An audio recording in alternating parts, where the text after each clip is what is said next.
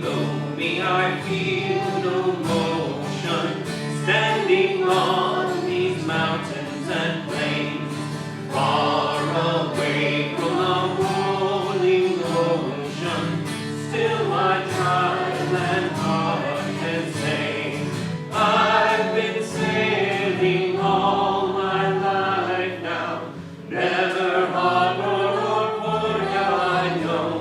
The wide universe is the ocean I travel, and the earth is my blue home.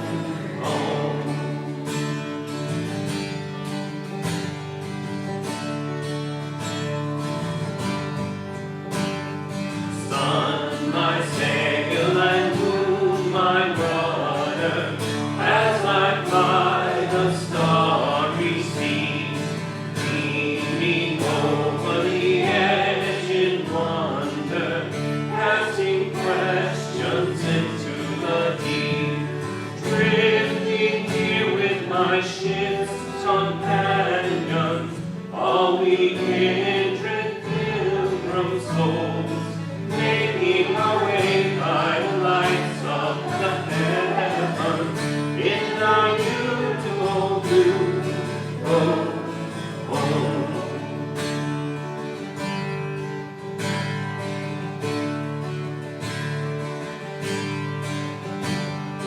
I give thanks to the waves upholding me, hail the great winds urging me on, read the infinite sea before me, sing the sky my sailor's song.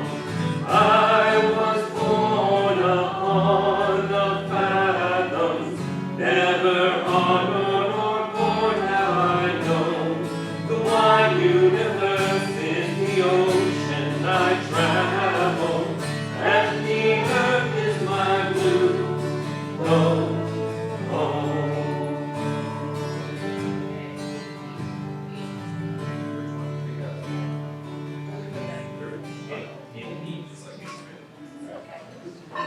Hello.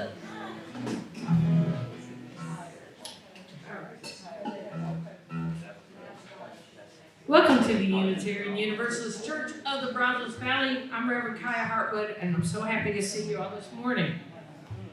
We're going to sing out of the Teal hymnal today, and so you want to turn to page 1042, and we're going to sing Rivers of Babylon.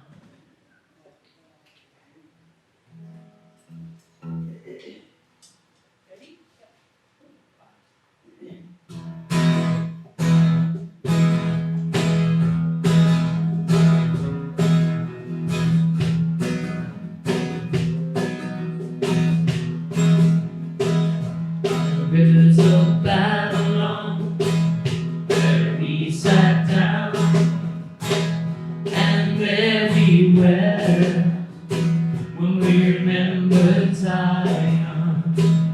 By the rivers of Babylon, where we sat down, and there we were when we remembered Zion.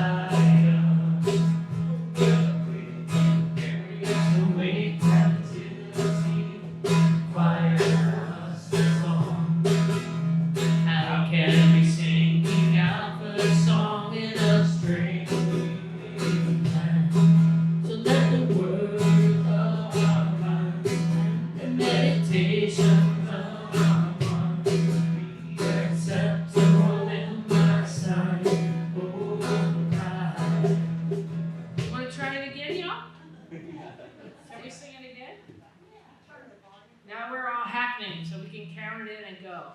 1, 2, ready, sing! By the rivers of Babylon, where we sat down, and there we were when we remembered Zion.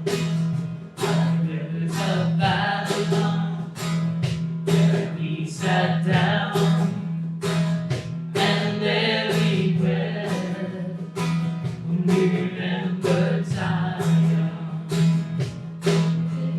Carry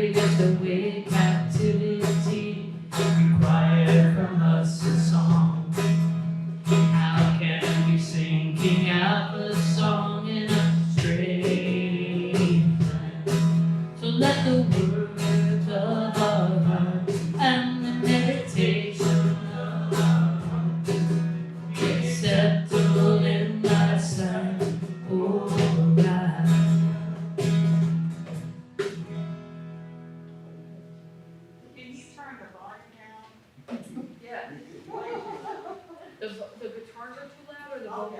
yeah. The whole thing? The whole thing. Okay. Thank you for telling us.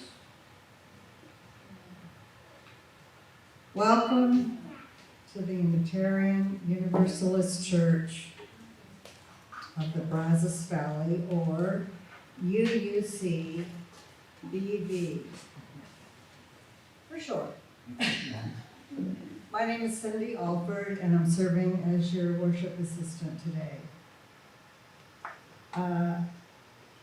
We are a welcoming congregation, which means we celebrate and welcome all people of diverse sexual orientations and gender identities.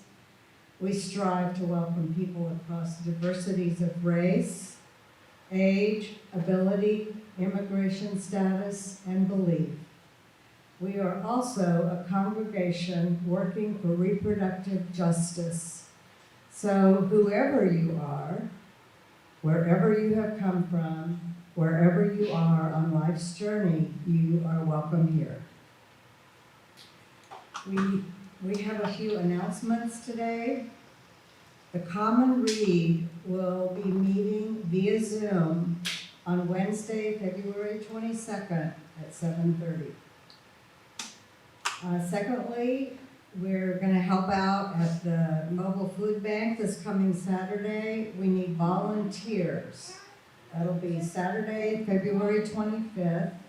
The mobile food pantry is located at the Boys and Girls Club on Beck Street in Bryan. Talk to Allison after the service during the coffee hour for more information, or you can sign up on the website. Next Sunday, we'll be having a clothing and plant swap at our Volunteer Appreciation Sunday. And I think the clothing is for small children. Anybody? And, anybody, any age. Okay, good. And, Okay. Y'all, give Cindy a hand. It's her first time being a worship assistant. It's not for the faint of heart. Our call to worship today. For this one moment, know only that you are loved, that you are safe and whole and loved.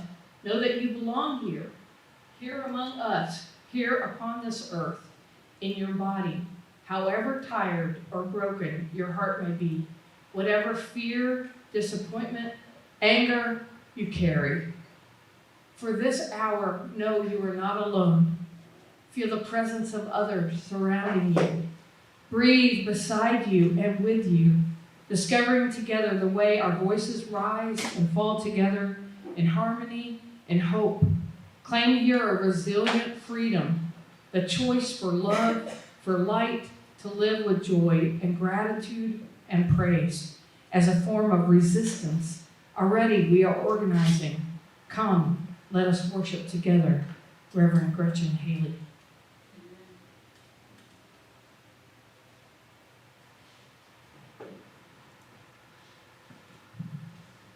please say our chalice lighting words with me. We light the chalice, the symbol of our Unitarian Universalist faith, as a beacon of hope for all who seek justice, dignity, and compassion, and in celebration of the life of truth and meaning we share together. And now we will speak our affirmation of faith. Love is the spirit of this church, and service is its gift.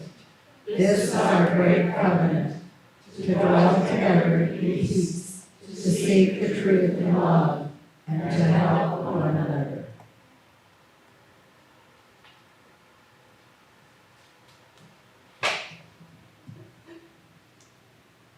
Now is the time in our service where we greet the holy within ourselves. As Unitarian Universalists, we believe there's a spark of the divine in each person. And so this is a great opportunity to say hello to the people you don't know in the room.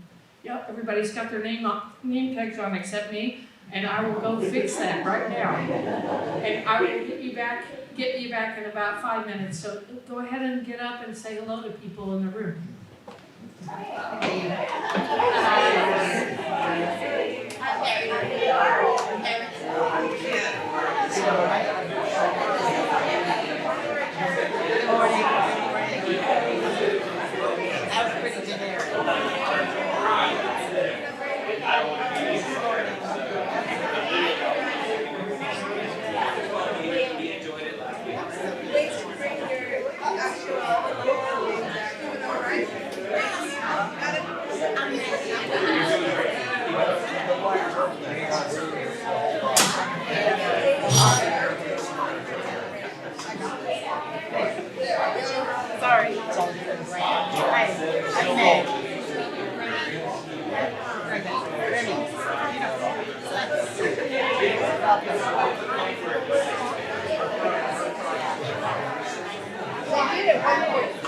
Space for you to be over in your original spot. I know. I forgot I was a breeder.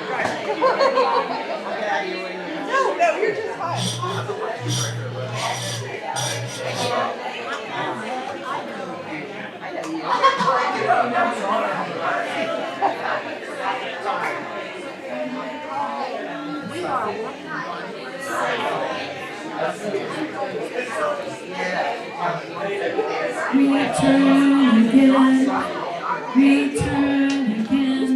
Return to your seat if you please. Hey.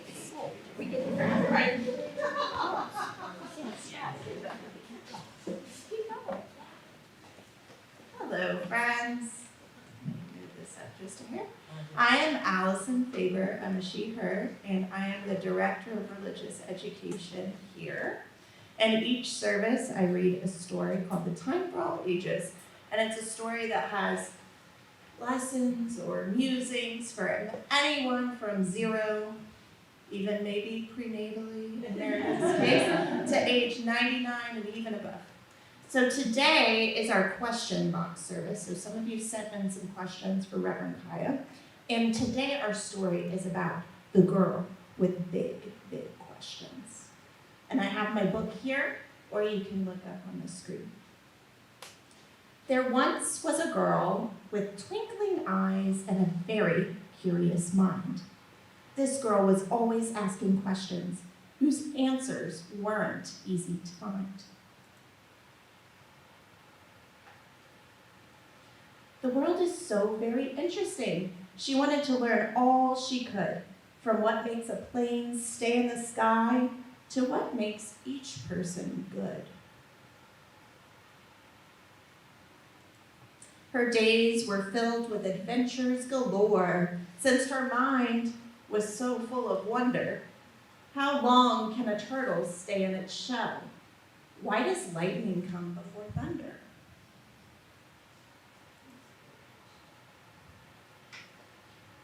Why can't people live on the moon? What happens to stars when they fall? When will you let me stay up all night? Why even have bedtime at all? What does the dog do while I'm at school? Hey, how was the whole world made? And why do we have big hearts that can feel hurt and upset and afraid? Could I fly if I got a good running start? The nearest volcano is where? Are monsters real? What's Spanish for blue? Is it okay to cut my own hair?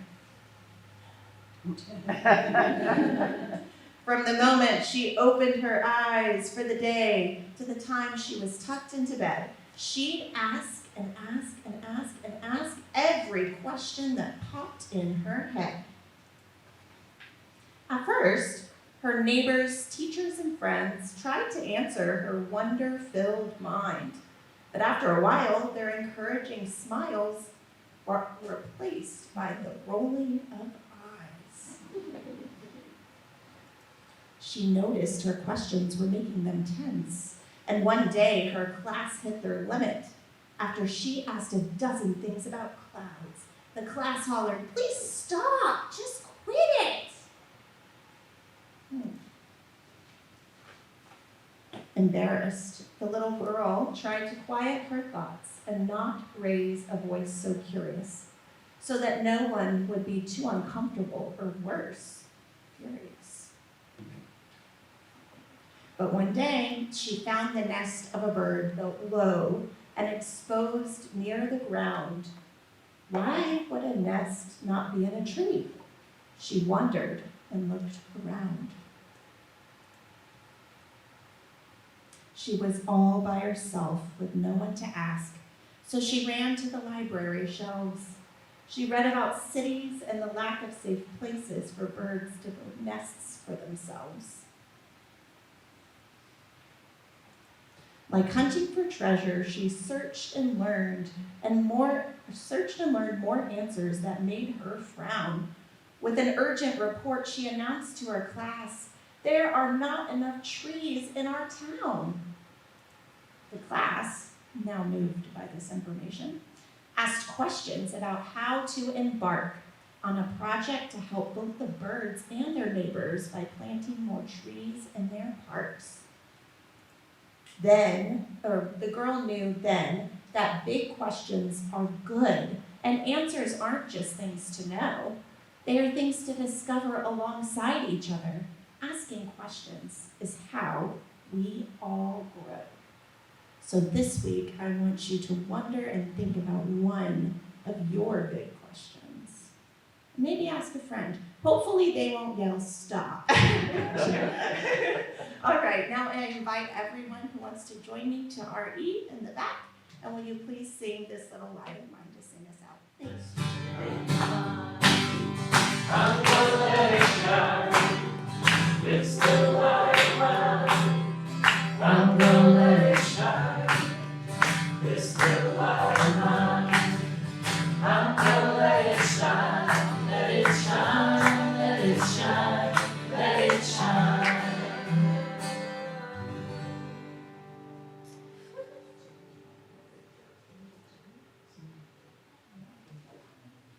Now I think we're gonna sing number 1003 of the Teal Hymnal. Where do we come from? And I need my assistants to help lead the round.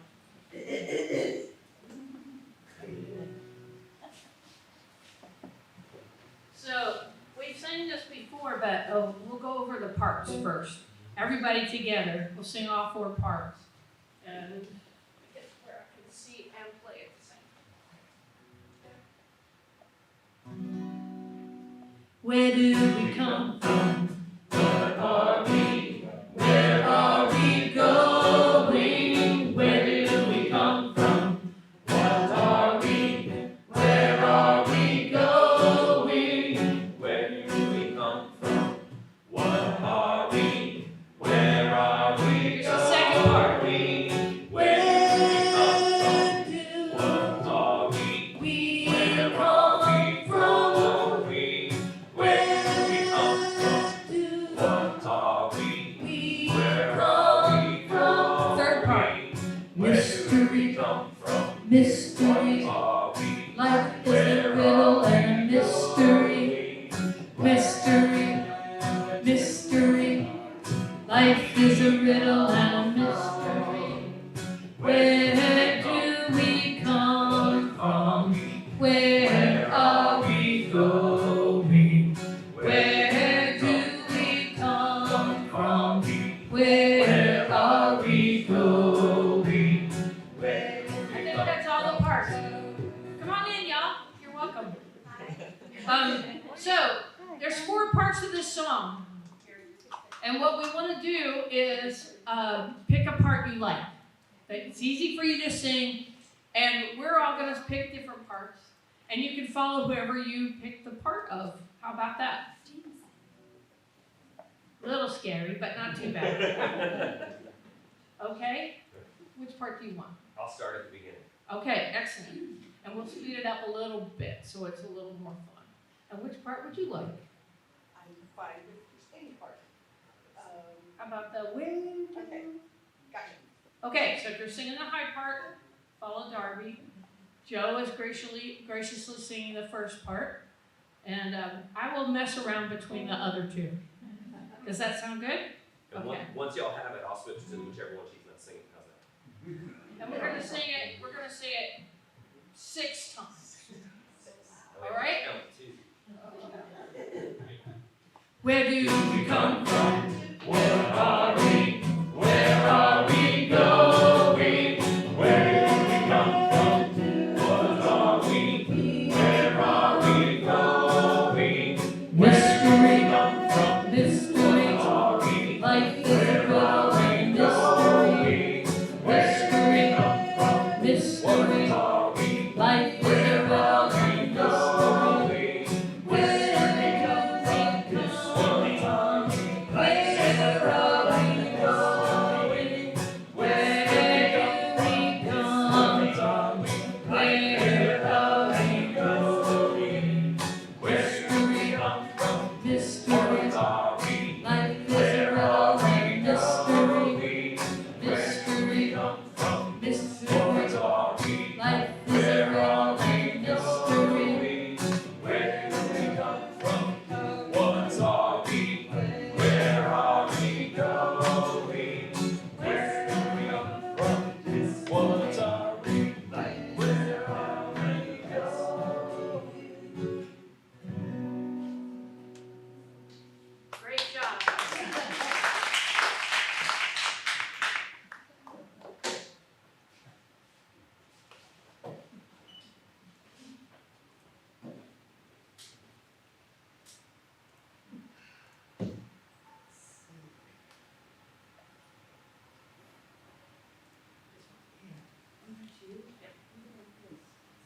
That's, we're gonna watch. We've got a special story, extra story for you today. Hopefully everybody can see the screen.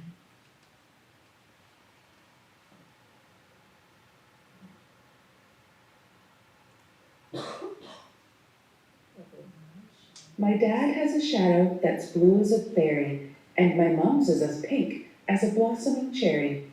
There's only those choices, a 2 or a 1, but mine is quite different. It's both, and it's none. If theirs are straight, then mine is a circle, for my shadow's different. My shadow is purple. My shadow loves playing with all sorts of toys, things loved by girls and things loved by boys. I dance with the pinks as they turn and they spin, and play sport with the blues as they lose and they win. Some of my friends think I'm simply confused, but the thing I love most is not having to choose. Some tell me I'm blue, only blue can be strong, but my mom's strong too, so I think they're wrong. Some tell me I'm pink, 'cause pink's the most caring, but dad's always crying and loving and sharing. Why can't I love sport, and dancing, and trains, and ponies, and glitter, and engines, and planes? Why must I choose and exclude all the rest? I love choosing both, because both is the best. And now it is time for the greatest event. The school dance is here, the invite's been sent. I'm ready to rock, and I'm feeling cute. My mom made my skirt, and my dad made my suit. I bounce through the door and gasp as I enter. The room's split in two, right down the center. Blue shadows go left, and pink shadows right. Once we're split up, we'll kickstart this night. Everyone laughs as they head to their zones, and right in the middle, I'm left all alone. I look to the left where the shadows are blue. They wave me over saying, "You are blue too." Then I look to the right, as I struggle to think. They call me over, "Come on, you are pink." The teacher walks up, looking rather amused. "I know you are different, but now you must choose." My heart just starts racing, and tears fill my eyes. I know I must choose, but don't understand why. The room has gone quiet, and everyone's looking. My cheeks are so red they feel like they're cooking. If I cannot be purple, then I cannot stay. I'll leave and go home, I quietly say. I slowly start walking, my legs are like jello. A voice breaks the silence. "My shadow is yellow." My eyes open wide, my shadow it gawks. A child walks to the middle, looks up and talks. There's more than two colors our shadows can be. I was too scared before, but blue is not me. I know from outside blue fits like a glove, but my shadow's yellow, which to me feels like love. They turn with a smile and take hold of my hand. Who wants to join us? There's room here to stand. At first no one moves, then a hand's in the air. My shadow's as brown as a big grizzly bear. My shadow is red, mine's silver, mine's green. Mine's violet, mine's orange, mine's aquamarine. They all rush to join us, whatever their color. Blue, pink, and purple, and shadows called other. I look at each shadow, no two are the same. On each happy face, there's no trace of shame. Each different and special and fully unique. No color stronger, and no colors weak. The teacher comes over as we're joined as one. Whatever your color, start dancing. Have fun. Yay.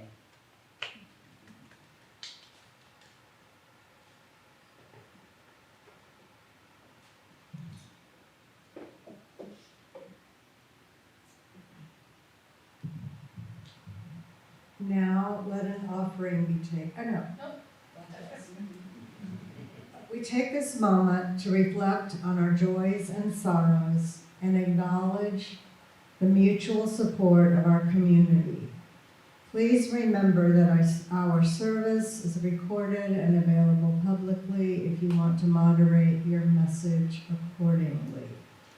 And this morning, Reverend Kiya is going to walk around to catch whoever would like to share a joy or a sorrow.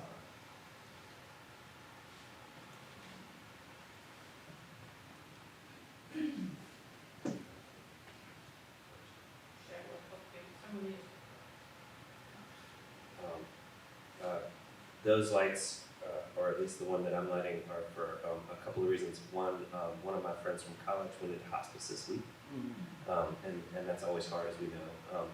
He's 7 years battle with cancer, and he said that was what he had left. That's all that they could do. So that was the sad thing.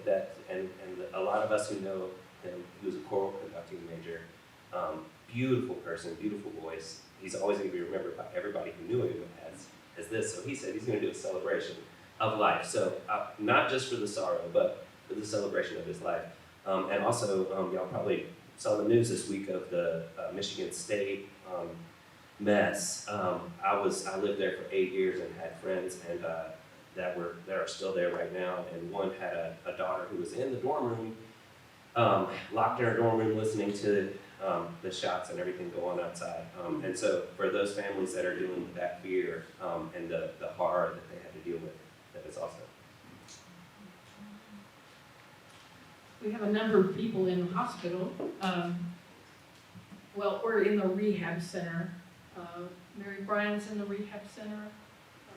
I know a lot of people here have been by to see her. Jerry was in the hospital, but he's at home now. He's doing better.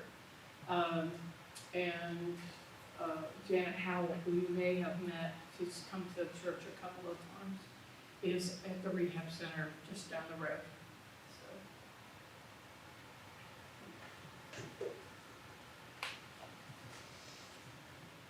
Last weekend I went to Dallas and I went to kind of a mini high school reunion. My high school was a victim of a tornado 2 years ago and it was demolished. And so they rebuilt it and it's 3 times as big as it was before. They even had a culinary area for learning to cook. It was just amazing. I saw people I hadn't seen in many years, and that was fun. And then the next day, on Sunday, I went to the First Unitarian Church of Dallas, where I grew up and where I was married. And I recognized one person there, Guy Page, who was the son of my mother's dear friend. And that was fun catching up with him. And seeing their church was totally remodeled 2 years ago. And it's giant also. So I felt like I saw huge buildings. And there were so many people there that got over 1,000 members, and there were just people all over the place, and I thought, wow. very, very much fun.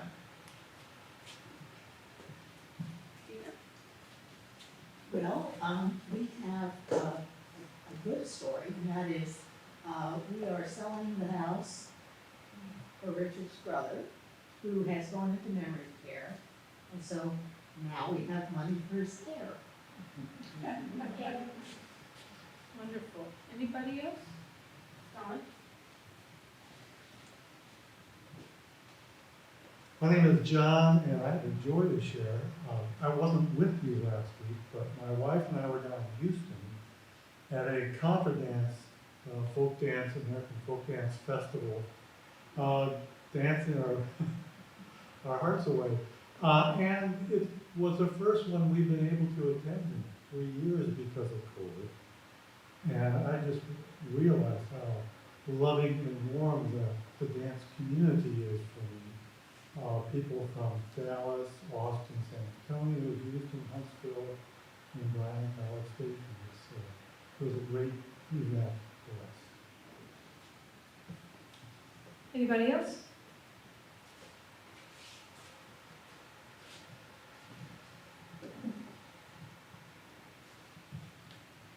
Now let an offering be taken to sustain and strengthen. No? Oh, wrong place. Doing great. Don't Hey, worry. Don't worry. I guess, We're allowed to make mistakes, right? Reverend Kiya wants to talk somewhere. Sit down and be quiet. So today is a kind of unusual service in that it's a question box service. And some people email me their questions, but I figure there's more questions in the room. So basically, for 20 minutes, I'm going to answer whatever questions get thrown at me. And those of you who wrote me with questions, if you would just say your question, that would be so helpful. Anybody want to go first? Dina, you got one I can handle. What is the point of the chalice? Why is the chalice the symbol of Unitarian Universalism? Because we're more than just Christians. So it stands for the fire of commitment. It stands for the flame of passion of faith, and it's unique to us. So when you see a chalice, you know it's Unitarian Universalism. Anybody else have a question? You got one? Yay. I would like for you to tell us, describe a fellowship in a church. A lot of Unitarian churches got started after World War II, and what they called the fellowship movement. And what that was, a bunch of lay people would get together and decide that they wanted to have a church. And there was a reverend named Mr. Fall, Reverend Fall, and he started the movement. Now, he believed that Unitarians at that point were need to be very educated. They were primarily white, and he thought that he should get these churches to start, these fellowships to start, and a lot of these people were atheists that started them, and that they would start them and right near our campus. Y'all, our church was started on Wellborn Road on the campus of A&M by people in the oceanography department. And so we are a part of that movement. And what's great about Unitarian Universalists is when we're wrong, we change our minds. And so we're really working hard to be more welcoming and more diverse. And we're trying to reach out and understand that not everybody has to go to college to be smart. And those are all misconceptions. So the big difference between a fellowship, fellowships are usually lay-led, and a church usually has a minister. You all have a staff of 2, Allison and myself, and we have contracting people who help us, like John. And so that's what we are growing into being a church from being a fellowship. And then the other cultural things about that, fellowships tend to be more like private clubs, like everybody gets to know each other really well, they get used to each other, and they do things the way they do them. Where a church is much more focused on welcoming new people and being fair to them and integrating them into the community as fast as possible. So churches can grow, where fellowships tend to not grow. And that's about all I can say about that. Olga. How did the Unitarians and Universalists become one faith? Oh, okay. She asked, how did a Unitarian and Universalist join and become one faith? It happened finally in 1961, when the two associations joined. But they were both liberal churches that started back in the 1700s primarily. We have Unitarians from Eastern Europe, from Hungary and Transylvania. Maybe you've heard of that.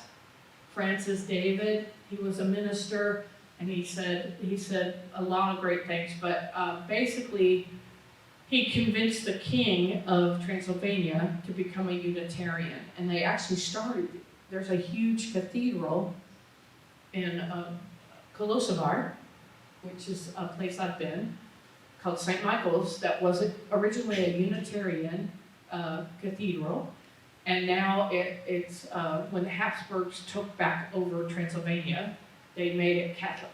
So a lot of the churches, but there are still quite a few Unitarian churches there that are more than 600 years old. But the American version happens because people came over, the Puritans, you've heard of them, and the Pilgrims. They're our ancestors. They're also the ancestors of the Congregational Church.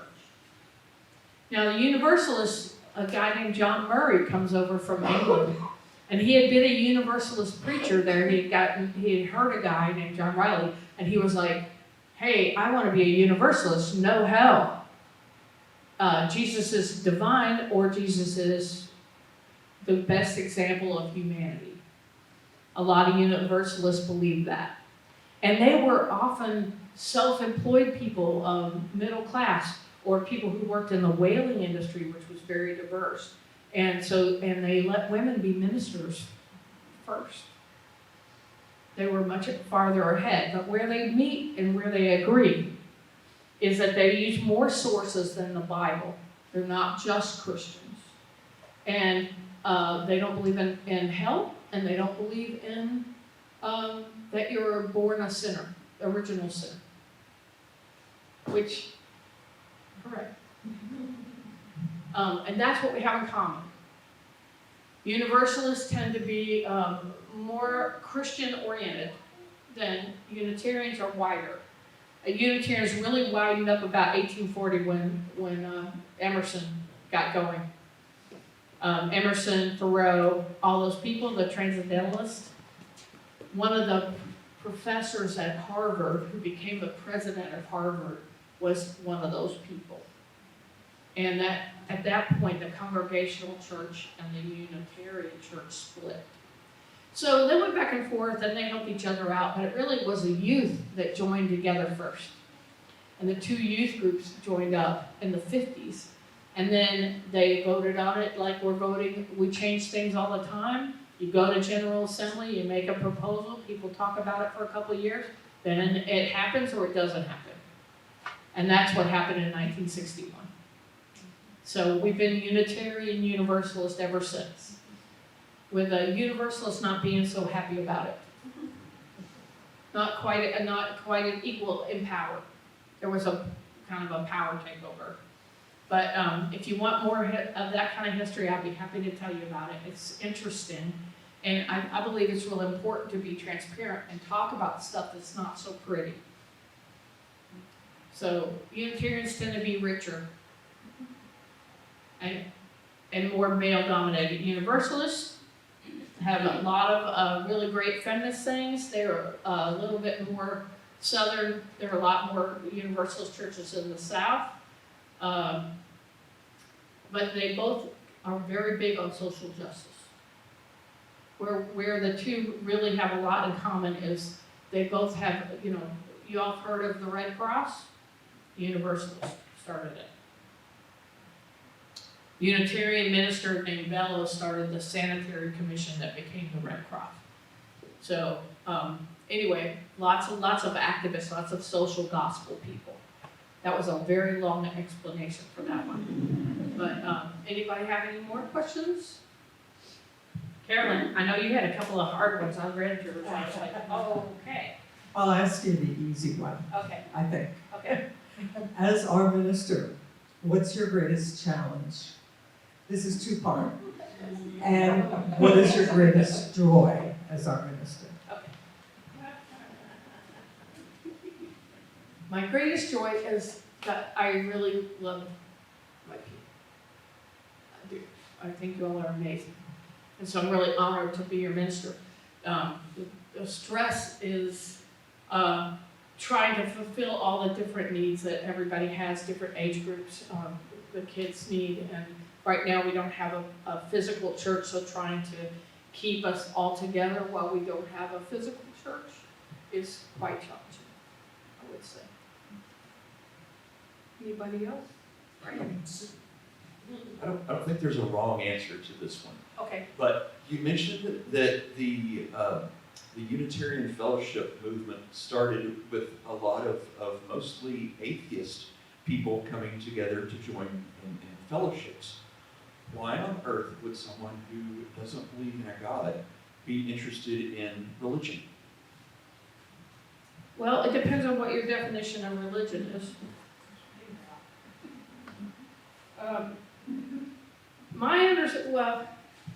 I have met very, very many evangelical humanists. They had a manifesto that they wrote in the 30s, and then World War II happened, which kicked the idea of the person God who looks down at you all the time, that kind of God with a beard and everything. That God didn't work out too well if you were in the, front lines during World War II. So a lot of those people came back and they were mad about it. But in the culture that we have all grown up in and has been going for a couple hundred years, church is really, really important, to the point where your taxes pay for the churches originally in the Northeast. A lot of old Unitarian churches were paid for by people's taxes. They didn't have a choice. And the Universalists were not happy about that when their churches started up, because here's this nice, beautiful church that the people's taxes paid for, and the Universalists were getting fined for not attending. That's how it was back in the day.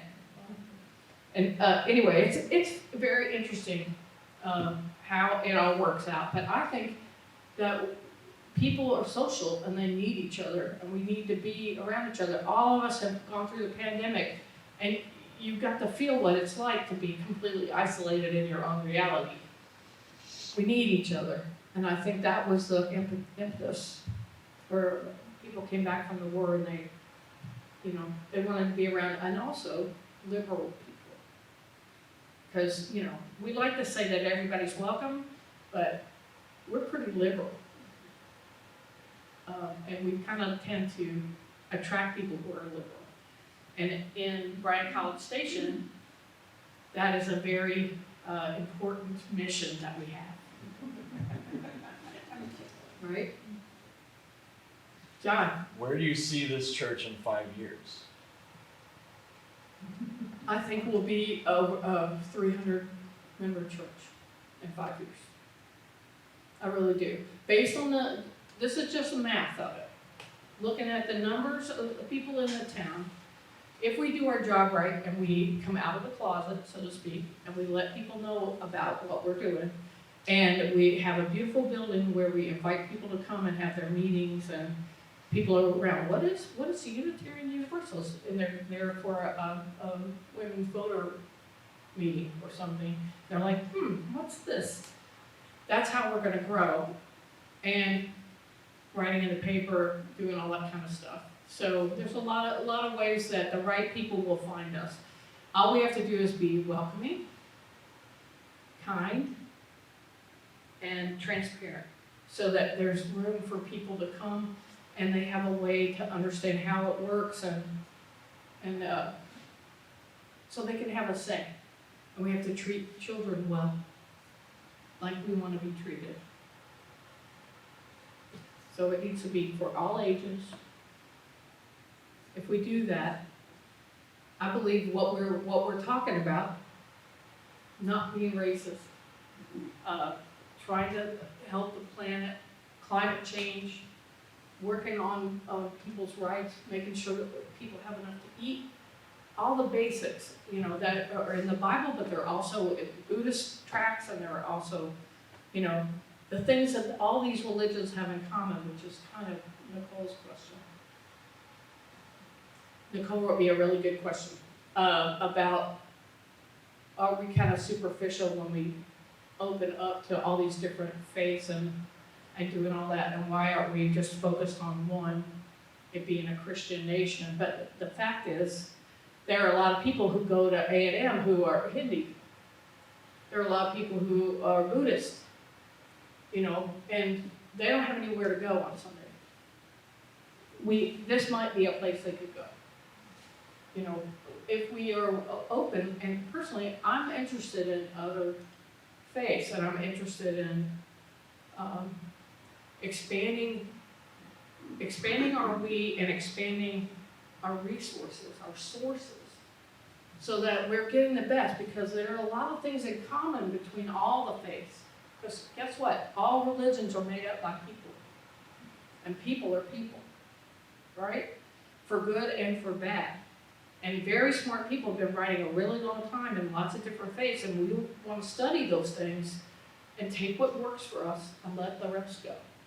So what I would say is, like, say you were studying and you really got interested in Zen.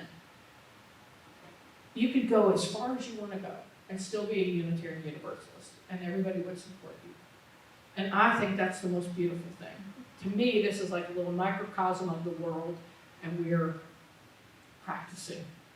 Get along with people who disagree with us, who have different experiences than us, different lives than us, and learning how to get along and how to support each other spiritually and socially. So I think it's really cool. That's why I'm here. Anybody else have a question? Sure. Yes. Has this congregation started to deal with the 8th principle yet? Yes. Yes. Yes. I've been preaching about it, and we're talking about having it on the congregational meeting in May, voting on it, so that we would be. It's a big issue at our church. I'm familiar with Unitarian priorities. Oh, right on. Welcome. I went to Paula Cole's workshop in Austin about the 8th principle, and we're also really, I'm spending a lot of time studying what's going on with the Article 2, which is incorporating all the principles. So we're on it. We're definitely on it. Anybody else? Could you describe the 8th principle? That's a good one. Sorry. We must intentionally dismantle white supremacy. And we have to listen to our BIPOC brothers and sisters who feel that they are not treated equitably. And that no matter what, we're going to try to be more equitable. I would say that's what it says. It's very long. I couldn't quote you the whole thing. But that's basically it. We're trying to dismantle white supremacy, the structure of it. Like, there you go. Here you go, Brian. Go for it. We, the member congregations of the Unitarian Universalist Association, covenant to affirm and promote journeying toward spiritual wholeness by working to build a diverse, multicultural, beloved community by our actions that accountably dismantle racism and other oppressions in ourselves and our institutions. Yeah, that. Yeah. So there are about 200 or so congregations, last I checked, that have affirmed that 8th principle. There's a movement of people who don't want to do it, but we don't talk about them. They can get their own church. I don't want to spend any time on the anti-movement. But it would be dishonest of me to not say that there are people who have a real problem with it. So, how do we balance the need for these social justice actions and the need for these sort of things with the danger and with the potential ramifications of taking a side in these issues? I mean, I know some of us who are up in front of the public a lot, this is a very real deal. Like, how do you balance that with your own principles that you believe in? How do we take those chances? My advice, Joe, would be do what your heart says is right to the best of your ability. And don't beat yourself up if you're not the perfect activist, because, you've got girls at home, you're in a particular point in your life. Like, not everybody can volunteer and be a justice warrior all the time. Even Martin Luther King said no the first time the bus boycott was brought up, because he had just got his church and he was just getting settled in and he had a young family and he wasn't ready. You do it when you're ready. And it's fine. Does that help? Okay. Anybody else? Let's take 2 more questions. What do you think the best thing to say to the, at the mobile food pantry, we have the Aggie Men's Club, and they are always prophesying about the Bible is written by God, the Virgin Mary, we're supposed to go to hell. What's the best thing to tell these people when they have never thought about any other beliefs?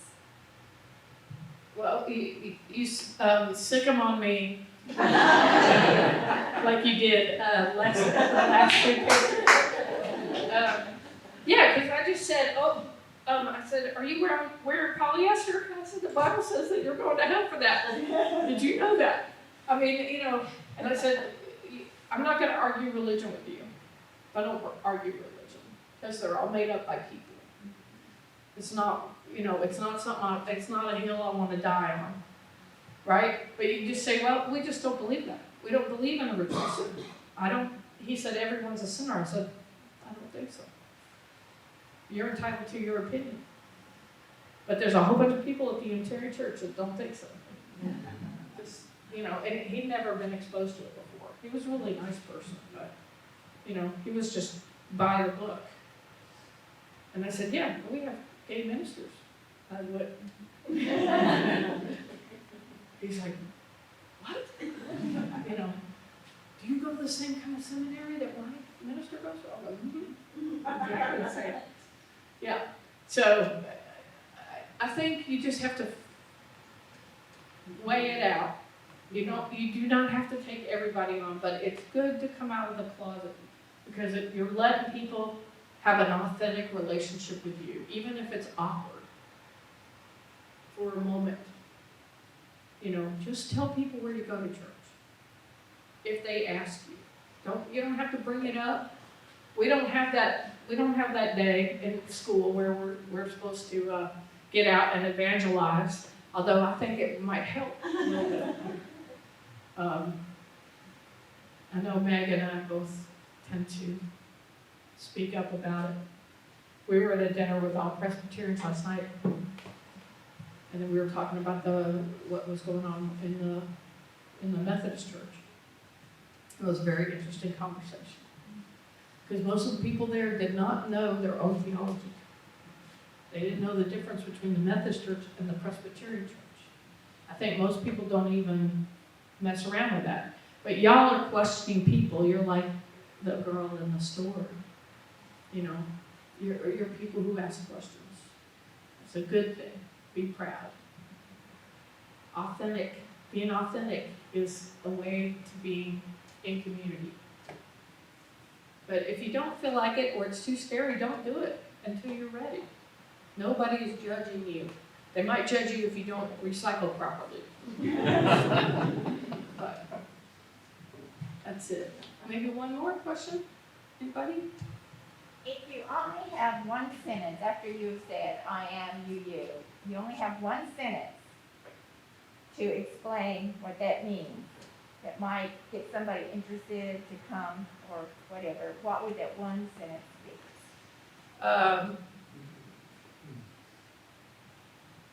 Gosh, it would be so different for so many different people. I like our principles. I think the 8 principles are great, and I'm sure that when they get done with the Article 2, that it's going to be equally great.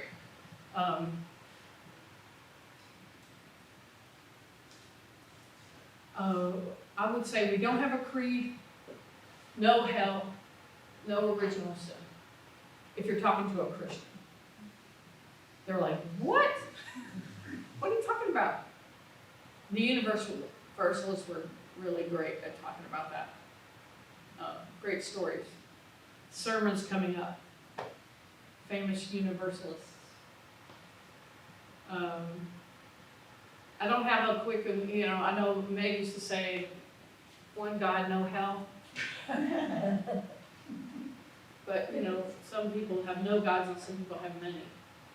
So, but the hell thing doesn't hold up. As one famous Universalist said, why would you burn your child for making a mistake? Are you a better parent than God? That's great. That's a great argument, right? Heck no. All right, well, thank you all so much.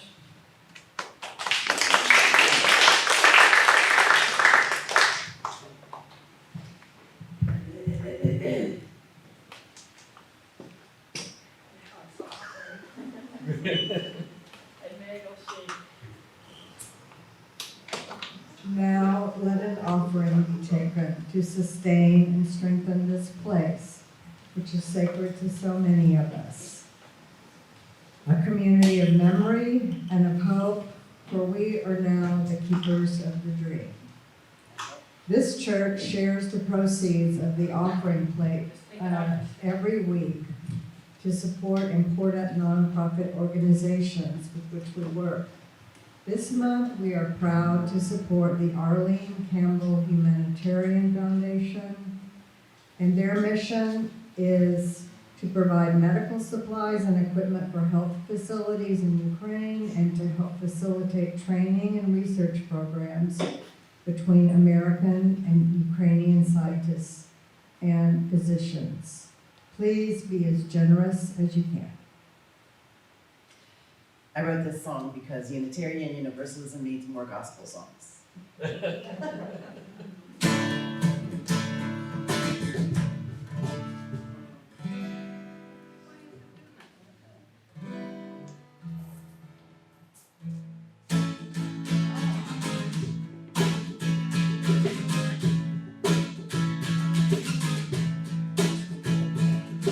Don't you wish you could fly? Don't you wish you could fly? Don't you wish you could fly? Fly away up to the house of love. And don't you wish you could see? Don't you wish you could? Don't you wish you could see? Don't you wish you could see? Who holds the keys to the house of love? Yeah, the house of love is where they play the blues, and you nod your head 'cause you paid your dues. Yeah, the house of love has got a crooked floor, but you find your feet once you're through the door. And don't you wish you could say? Don't you wish you could say? Don't you wish you could say? I'm gonna lay me down in the house of love. Well, the house of love has got a great big yard. You can't just sleep out there if your heart's too hard. They've got a cool dark well with a silver cup. You take a sip from that, and your soul heals up. There's a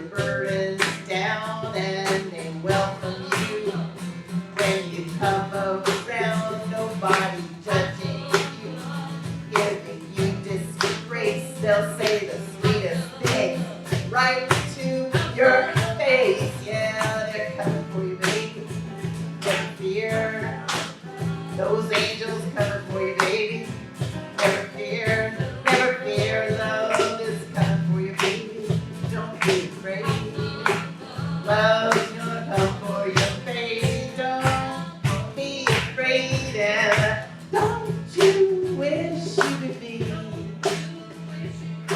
Don't you wish you could be? Don't you wish you could be all safe and free in a house of love?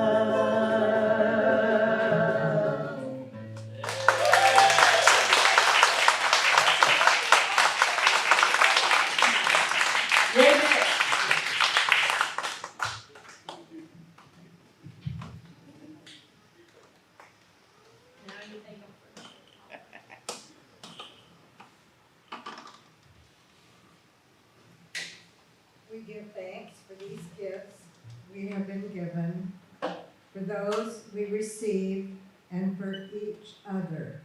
May your generosity return to you tenfold. Now, please join me in extinguishing the chalice. We extinguish this flame, but not the light of truth, the warmth of community, or the fire of commitment. These we carry in our hearts until we gather together again. So, for a benediction today, I thought we would sing one of our favorites, Blue Boat Home. I think Joe's going to sing it. You want to use the mic, Joe, so they can hear you? The number is 1064. Y'all gotta sing with me.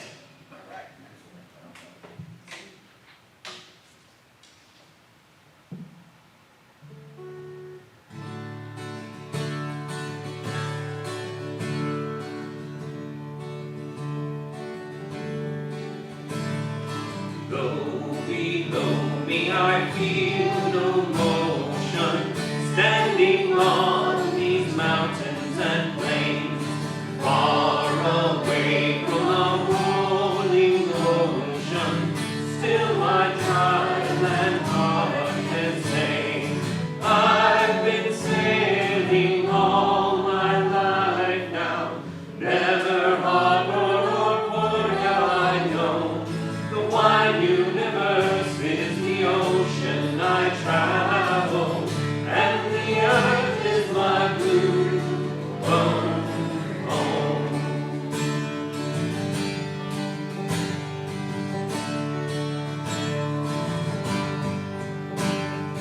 Sun, my sail, and moon, my rudder, as I fly the starry sea, leaning over the edge in wonder, casting questions into the deep, drifting here with my ship's companions, all we kindred pilgrim souls, making our way by the lights of the heavens in our beautiful blue boat home.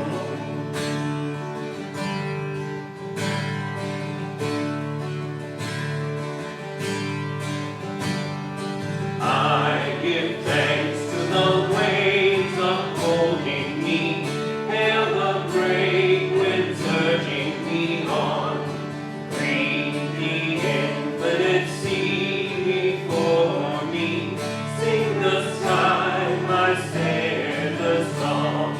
I was born upon the fathoms, never harbored or port have I known. The wide universe is the ocean I travel, and the earth is my blue boat home.